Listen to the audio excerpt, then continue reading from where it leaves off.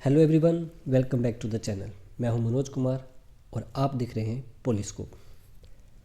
Last lecture में हमने cover किया व्हाट इज़ पॉलिटिकल थ्योरी। आज का हमारा टॉपिक है स्कोप ऑफ पॉलिटिकल थ्योरी, यानी कि पॉलिटिकल थ्योरीज का study of area and boundaries. Means political theory किन टॉपिक्स को कवर करती है और उसका इन्फ्लुएंस कहाँ तक है। एक बात हम यहाँ पे स्पष्ट कर देना चाहते हैं कि political theory is not static, it expands with time. Political theory static नहीं है, इसका एरिया, इसका इन्फ्लुएंस टाइम के अकॉर्डिंग वेरी करता है, चेंज करता है, एक्सपेंड करता है। तो चलिए शुरू करते हैं आज का हमारा टॉपिक, जहाँ पे हम कुछ एरियाज़ को स्टडी करते हैं। First is study of state and government.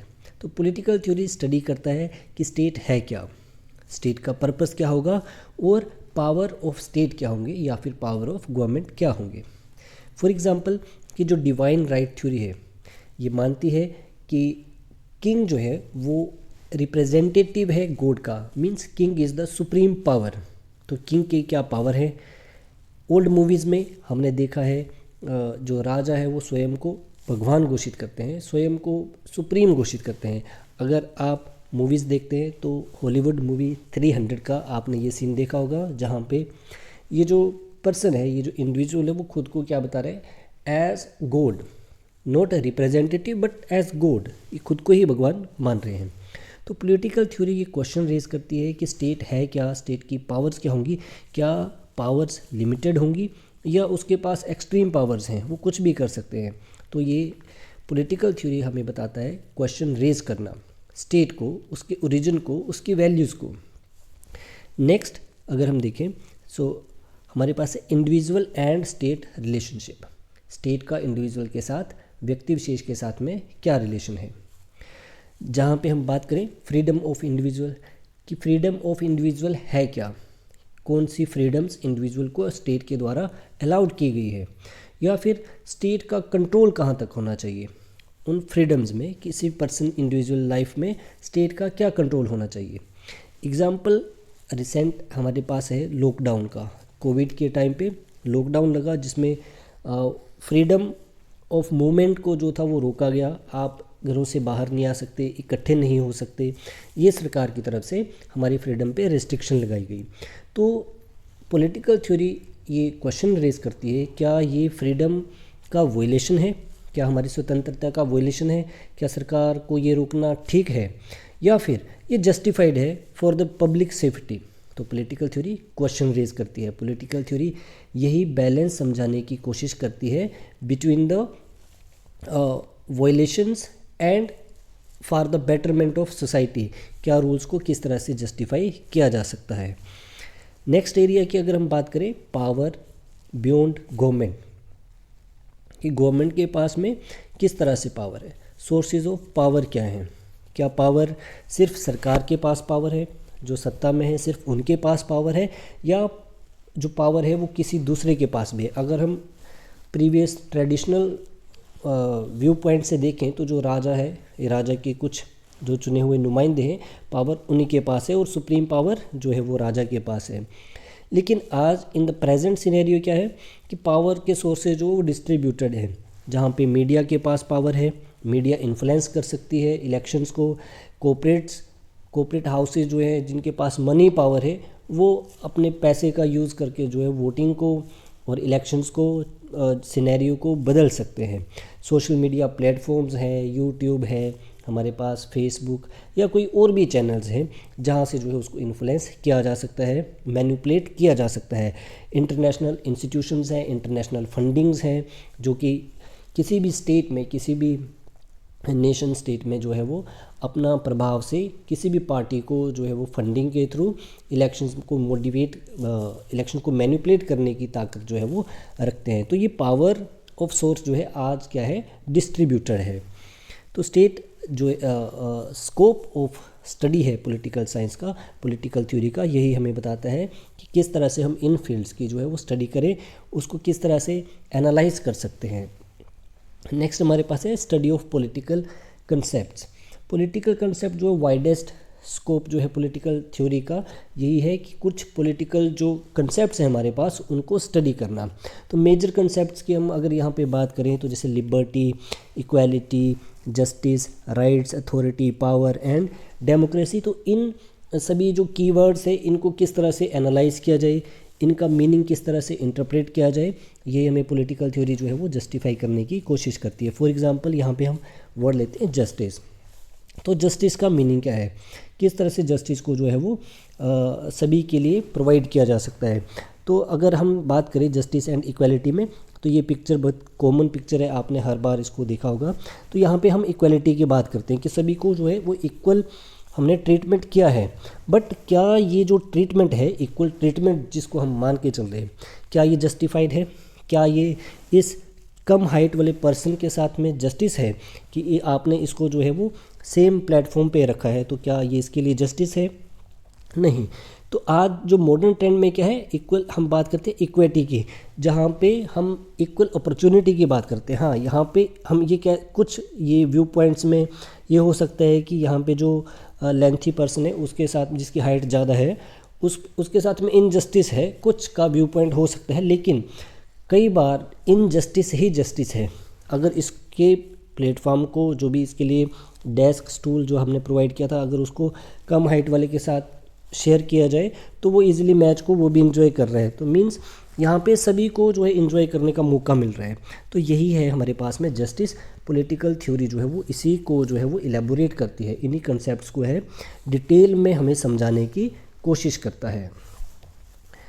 Next है study of rights and duties. So rights and duties are the sides of coin, are the sides of the same coin. ये साथ साथ ही चलते हैं। Political theory हमें बताती है कि rights are not fixed, they changes with time. ये फिक्स नहीं है हमारे राइट कि जो हमारे पास ट्रेडिशनल राइट है, इक्वालिटी, फ्रीडम या राइट टू लाइफ, ये हमारे पास में जो है वो ट्रेडिशनल या इसको आप कह सकते हैं कि ओल्ड लाइफ है। लेकिन प्रेजेंट टाइम में हम राइट टू लाइफ को सपोज किस तरह से मानेंगे कि राइट टू लाइफ तो होना चाहिए, लेकिन जो रिसेंट मॉडर्न कंसेप्ट क्या है कि राइट टू लाइफ तो है but to live with dignity this is required. कि लाइफ तो होनी चाहिए लेकिन डिग्निटी के साथ में। ऐसा नहीं है कि आपको जिसे बोलते हैं ना कुत्ते की मौत मरना, ऐसी लाइफ आपकी है ना, कुत्ते की ज़िंदगी जी रहे हैं जिसमें भागम भागी है, आपके साथ एक्सप्लॉयटेशन हो रहा है। तो बोलते हैं कि राइट टू लाइफ तो है लेकिन विद डिग्निटी। सो अगर किसी के पास बोलने की आज़ादी है, मुझे बोलने की आज़ादी है, तो मैं किसी की डिग्निटी को हर्ट ना करूं, ये मेरी ड्यूटी भी है। सो जहाँ पे आपके राइट्स हैं उसी के साथ में आपकी कुछ ड्यूटीज़ भी हैं। हमारे पास इन्वायरमेंटल राइट्स हैं, तो हमें इन्वायरमेंट को एंजॉय करना, नेचर को एंजॉय करना हमारा राइट है कि हम एक खुली हवा, साफ़ सुथरी हवा में साफ़ पानी पीने का हमारा राइट है, हमें साफ़ पानी अवेलेबल हो, साफ़ हवा अवेलेबल हो। लेकिन इसके साथ में हमारी भी कुछ ड्यूटीज़ हैं कि हम जब एंजॉय कर रहे हैं, नेचर को एंजॉय कर रहे हैं, जिस पार्क में बैठे हैं, किसी फॉरेस्ट में घूमने के लिए चले गए, ट्रैकिंग पे गए, तो वहाँ पे लिटरिंग ना करें, वहाँ पे कूड़ा कचरा ना फैलाएं। या फिर हमें पानी, साफ़ पानी की अगर हम डिमांड रखते हैं, हमारा राइट है साफ़ पानी हमें मिले, तो हम भी किसी नदी में, किसी नाले में, किसी वाटर सोर्स में गंदगी को ना फैलाएं। ये हमारी साथ में ड्यूटीज़ भी है। तो ये वही बात है कि rights and duties are the sides of same coin. ये सेम कॉइन के साइड्स हैं जिसको एक साथ में ही चलना है। हम अपना राइट बोल के अपनी ड्यूटीज़ से दूर नहीं भाग सकते हैं। So next is power, authority and legitimacy. तो पॉलिटिक्स का कोर है पावर। पावर कैसे कि जो किसी डेमोक्रेटिक स्टेज में, डेमोक्रेसी अगर कहीं पे अवेलेबल है तो सिटीजन्स, वहाँ के नागरिक अपनी वोटिंग पावर से, अपनी जो पावर है, as in India our preamble says that we the people of India, मतलब हम भारत के लोग अपनी पावर जो है वो वोटिंग के थ्रू दे रहे हैं, सौंप रहे हैं किसी इंडिविजुअल को, जिसको हम बोलेंगे नेता, ठीक है, उसको हम अपनी पावर जो है वो सौंप रहे हैं।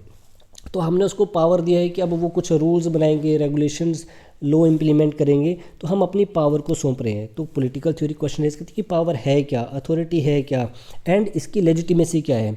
लेजिटिमेसी इन द सेंस कि क्या उस पावर को एक्सेप्ट भी किया जा रहा है कि नहीं किया जा रहा है। हमने प्रीवियस लेक्चर में भी देखा था, एग्जाम्पल हमने स्कूल का लिया कि स्कूल में प्रिंसिपल के पास जो है वो पावर है, अथॉरिटी है, बट क्या हो यदि उस इंस्टीट्यूशंस में वहाँ के एम्प्लॉयज़ या फिर उस स्कूल के स्टूडेंट्स जो हैं उस पावर को एक्सेप्ट ही ना करें, उस पावर को एक्सेप्ट करने से मना करें, तो फिर उस पावर को लेजिटिमेट नहीं माना जाएगा।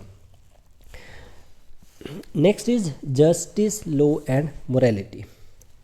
कई सारे कानून हमारे देश में बनाए जाते हैं, ठीक है जी। तो क्या हम ये मान सकते हैं कि सभी कानून जो है वो मोरली जस्टिस हैं? क्या हमें सभी कानून को फॉलो करना ही है? Is everything legal moral? क्या जो भी लीगल है, जो भी लीगली रूप से हमें सौंपा गया है, क्या वो मोरल भी है? क्या वो जस्टिफाइड होगा? Should immoral laws be obeyed? और क्या इमोरल लॉ जो हैं उनको ओबे भी करना ज़रूरी है क्या? जैसे कि हम अगर प्रीवियस एग्जांपल कुछ लेते हैं स्लेवरी का, या फिर कुछ डिस्क्रिमिनेशंस के रिगार्डिंग कुछ लॉज हैं। अगर हम स्लेवरीज की बात करें तो स्लेवरी के रिगार्डिंग जो भी सत्ता में थे, चाहे इंडिया में थे चाहे इंडिया से बाहर की हम बात करें, तो जो भी पावर में थे उनके द्वारा कुछ कानून बनाए गए स्लेवरी के रिगार्डिंग, बट क्या वो मोरली जस्टिफाइड है? कानून तो है, क्या मोरली जस्टिफाइड है? तो क्या यही क्वेश्चन पॉलिटिकल थ्योरी हमें पूछने सिखाती है कि क्या वो जो लीगली मोरल है, क्या वो लीगली मोरल भी है या नहीं है? और अगर है भी है, अगर कानून है भी है, तो क्या हमें उसको फॉलो भी करना है? तो यहाँ पे एक फेमस कोट है थॉमस जेफरसन की, जिनके द्वारा बोला गया है कि if a law is unjust, a man has not only right to disobey it but is obligated to do it. कि अगर कोई कानून है जिसको कि अनजस्टिस है, जो कि अनजस्टिस क्रिएट करता है, तो ये सिर्फ हमारा सिर्फ ये काम नहीं है कि उसको डिसोबे करना है, सिर्फ ना मानना उसका ये कानून नहीं है, बट ये हमारे लिए कंपलसरी बन जाता है, हमारा ड्यूटी है कि हम उस कानून को ना माने। जैसे स्लेवरीज के रिगार्डिंग हमें आवाज़ उठानी है, डिस्क्रिमिनेशन के रिगार्डिंग हमें आवाज़ उठानी ही है। Study of political ideologies. तो क्या आपने कभी सोचा है कि कोई दो लोग, मान लीजिए कि एक न्यूज़ स्टोरी को जो है वो देख रहे हैं और उस न्यूज़ स्टोरी के रिगार्डिंग अपना अलग अलग व्यू पॉइंट देते हैं, या फिर इमेजिन करिए कि एक सोसाइटी में जो है वो जो गवर्नमेंट्स है वो फुली कंट्रोल कर रही है, और एक दूसरी सोसाइटी है जहाँ पे गवर्नमेंट का कोई कंट्रोल नहीं है। तो ये अलग अलग आइडियोलॉजीज़ कहाँ से आई? इन आइडियोलॉजीज़ के थ्रू ही जो है वो हमारा जो पॉलिटिकल थ्योरी है ये डेवलप हुआ है। इन डिफरेंट आइडियोलॉजीज़ को लेके ही हम आगे बढ़े हैं, पॉलिटिकल थ्योरी का जो है वो विकास हुआ है। फॉर एग्जांपल अगर हम बात करें आज की अभी का प्रेजेंट मॉडर्न कंसेप्ट्स में, अगर हम बात करें फ्री मार्केट कंसेप्ट, बहुत सारी कंट्रीज़ जो हैं, स्टेट्स जो है वो आपस में क्या है, फ्री मार्केट का कंसेप्ट लेके आ रही हैं। तो फ्री ट्रेड का कंसेप्ट जो है वो कंट्रीज़ में है। तो ये पॉलिसी कहाँ से डेवलप हुआ है? Through the ideologies of liberalism. Liberalism से ही फ्री मार्केट कंसेप्ट है। एंड इसी तरह से जो गवर्नमेंट्स के द्वारा, जो भी स्टेट्स के द्वारा वेलफेयर स्कीम्स चलाई जा रही हैं, उनको कौन रिप्रेजेंट कर रहा है? सोशलिज्म। तो सोशलिज्म जो आइडियोलॉजी है ये उसको रिप्रेजेंट कर रहा है। और मार्क्सिज्म क्या है? मार्क्सिज्म जो है वो क्लास स्ट्रगल के बारे में बोलते हैं, क्लास में जो इनइक्वालिटीज़ है सोसाइटी में उसको ख़त्म करने की बात बोल रहे हैं। यहाँ पे हमारे पास फेमिनिज्म है, जो जेंडर इनइक्वालिटीज़ जो कंसेप्ट है वो फेमिनिज्म जो है वो लेके आइए, जेंडर्स, सभी जेंडर्स के साथ में इक्वल ट्रीटमेंट हो। एंड गांधीयन थॉट जो सोशली वेलफेयर स्कीम्स हैं, जो गांधीयन थॉट्स के ऊपर डिपेंडेंट है, कई सारे ऐसे हमारे पास में स्कीम्स हैं। तो पॉलिटिकल थ्योरी जो है वो सिंपली आइडियोलॉजीज़ को कंपेयर करना सिखाती है, एंड कैसे सोसाइटी में इसका जो है वो इसको यूटिलाइज किया जा सकता है ये हमें बताता है political theory. Analysis of contemporary issues. Political theory not bounded in particular territory, ये किसी एक पर्टिकुलर टेरिटरी में बाउंडेड नहीं है।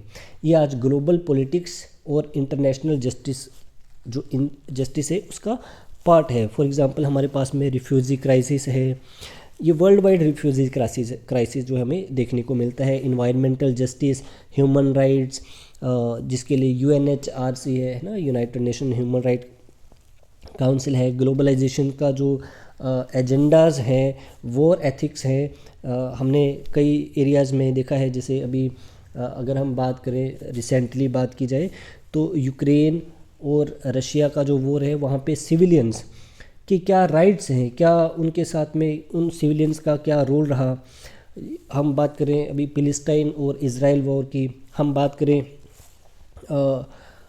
ईरान में हुए जो भी डेथ्स हैं, जो भी सिटीजन वहाँ के नागरिक हैं जिनको मारा गया किसी भी रीज़न से, जो भी वो रिबेल कर रहे थे किसी पर्पज़ के लिए, फॉर देयर राइट्स उनको जो है उनकी किलिंग की गई। तो इस तरह के जो क्राइसिस है वो सिर्फ एक पर्टिकुलर रीजन से बाउंडेड नहीं है। पॉलिटिकल थ्योरी हमें बताता है कि ये सारे क्राइसिस जो है वो वर्ल्ड वाइड हैं, ठीक है जी। और इनका एनालिसिस एक कंट्री से, एक स्टेट से दूसरे स्टेट में करके जो है उसको में किस तरह से इम्प्रूवमेंट किया जाए, इन सभी को एनालाइज करता है पॉलिटिकल थ्योरी। अगर हम इस न्यूज़ रीडिंग को देखें तो how AI is changing elections around the world. AI जो आर्टिफिशियल इंटेलिजेंस है, ये अराउंड द वर्ल्ड किस तरह से जो इलेक्शंस में चेंजेस कर रहा है, ठीक है, इलेक्शंस को मैनिपुलेट कर रहा है। सो हमारे पास में है future politics and new dimensions, किस तरह से रोल बढ़ता जा रहा है AI का। फ्यूचरिस्टिक जो हमारे पास में जो भी प्रॉब्लम्स आ रही हैं, जो भी इश्यूज़ हैं, जो चैलेंजेस आएंगे, उनको किस तरह से पॉलिटिकल थ्योरी जो है वो डिफ़ाइन करता है। सो ये पॉलिटिकल थ्योरी सिंपली जो हमारे पास में पॉलिटिकल चैलेंजेस है उनको इन्फ्लुएंस नहीं कर रहा है, इसके फ्यूचर में जो होने वाले चैलेंजेस हैं उनके ऊपर भी ये बात करता है। जैसे AI सर्विलांस है, डिजिटल डेमोक्रेसी है, या फिर पोस्ट ट्रुथ पॉलिटिक्स है। तो AI हमने देखा कि अभी कई सारी न्यूज़ जो है ऐसे मीडिया में आई, हमें देखने को मिली कि AI generated images have become a new form of propaganda this election season. तो ये 2024 का है कि किस तरह से जो AI जनरेटेड इमेजेस थी उन्होंने इन्फ्लुएंस किया। और अगर हम प्रीवियस न्यूज़ को देखें तो अराउंड द वर्ल्ड ये प्रॉब्लम हमें देखने को मिलती है, जहाँ पे जो पॉलिटिकल पार्टीज़ हैं वो AI का यूज़ करके इलेक्शंस को मिस इन्फॉर्मेशन फैलाते हैं और किस तरह से अपने फेवर में जो है वो प्रोग्राम्स को ऑर्गेनाइज करते हैं। तो डिजिटल डेमोक्रेसी का हमारा मीनिंग है कि use of digital tools, social media platforms, again Facebook, WhatsApp and all other, YouTube etcetera. So उसी तरह से पोस्ट ट्रूथ पॉलिटिक्स में क्या है कि ऑब्जेक्टिव डाटा या फिर एक्सपर्ट के ओपिनियन जो है वो लेस इंपॉर्टेंट रह जाता है, और जो पॉलिटिकल पार्टीज़ हैं वो लोगों के फीलिंग्स और इमोशंस के साथ में खेलते हैं, ठीक है। तो इस तरह से जो है वो पॉलिटिकल थ्योरी इन एरियाज़ को कवर करती है। कि अगर आप देखें कि अगर जो AI है इलेक्शन के रिजल्ट्स को किसी तरह से गलत इन्फॉर्मेशन के साथ में, अगर एक गलत पार्टी को जिसकी आइडियोलॉजीज़ कुछ अपोजिट है, जो स्टेट सिटीजन्स वहाँ के उनके फेवर में नहीं है, तो उसको किस तरह से जो है वो हार्म कर सकती है। तो ये बताता है कि डेमोक्रेसी का फ्यूचर क्या होगा अगर इस तरह से जो है वो ये डिजिटल मीडियाज़ जो हैं, सोशल प्लेटफॉर्म जो हैं वो अगर डेमोक्रेसी को इन्फ्लुएंस करेंगे। We can say that scope of political theory is not limited to particular area और bounded to particular area, it is very much wide. Political theory का क्षेत्र जो काफ़ी सारे, जितने हमने पॉइंट्स कवर किए उसके अलावा भी और कई सारे पॉइंट्स जो है वो हो सकते हैं। ये सिर्फ पास्ट या प्रेजेंट को कवर नहीं करता है, बल्कि अपकमिंग फ्यूचर्स के जो चैलेंजेस हैं उनको भी समझने में और उसको किस तरह से एलिमिनेट किया जाए, इसमें भी हेल्प करता है। पॉलिटिकल थ्योरी केवल और केवल पॉलिटिक्स को समझने में नहीं, बल्कि उसको एक्सप्रेस करने और उसको किस तरह से बेहतर बनाया जा सके, इसमें भी हेल्प करता है। और लास्ट में आपसे यही कहना चाहते हैं, यदि आप class 11-12 UG PG pol science के स्टूडेंट्स हैं या फिर नेट सेट के एस्पिरेंट्स हैं, तो ये चैनल आपके लिए। अगर आपको चैनल यूज़फुल लगा हो, वीडियो यूज़फुल लगा हो, तो चैनल को लाइक, शेयर और सब्सक्राइब ज़रूर करें। मिलते हैं नए टॉपिक के साथ में, तब तक के लिए हैव अ गुड डे।